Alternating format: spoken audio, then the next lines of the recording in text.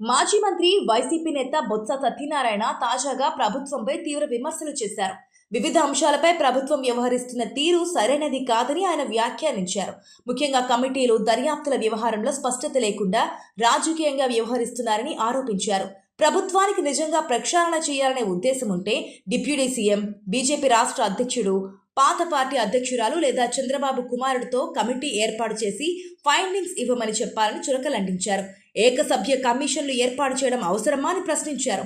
శ్యామలరావును ప్రక్షాళన కోసం నియమించారని, NDDB, NDRA lab నివేదికలు ఉన్నాయని గుర్తు చేశారు. ఆ తర్వాత అదే అంశంపై కోర్టుకు వెళ్లడం ఎందుకని ప్రశ్నించారు. సిబిఐ సిట్లో ఆంధ్రప్రదేశ్కు చెందిన 2 అధికారులు కూడా ఉన్నారని, అందరూ కలిసి ఇచ్చిన నివేదికను బహిర్గతం చేయాలని డిమాండ్ చేశారు. ఆ నివేదిక బయటకు వస్తే జంతుకొవ్వు ఉందా లేదా అన్నది ప్రజలకు స్పష్టమవుతుందని అన్నారు. ఇక సీన్ చేయొద్దని బొత్స సత్యనారాయణ సూచించారు. ప్రతిరోజు భక్తులు ప్రసాదం తీసుకుంటున్నారని, వారి విశ్వాసాలను దెబ్బతీయకూడదన్నారు. దేవుడు అన్నీ చూస్తాడు, తప్పు చేస్తే శిక్షిస్తాడు, ఇలాంటి మాటలు ఆపండి అని అన్నారు. చట్టం తన పని తాను చేసుకునేలా అవకాశం ఇవ్వాలని పేర్కొన్నారు. ముఖ్యమంత్రి చంద్రబాబు తాను చెప్పిందే నిజమన్నట్లుగా మాట్లాడుతున్నారని విమర్శించారు. ప్రజలు అన్నీ గమనిస్తున్నారని, గ్రామాల్లో ఉన్న మహిళలను అడిగినా ప్రభుత్వ పనితీరు గురించి చెప్తారని అన్నారు.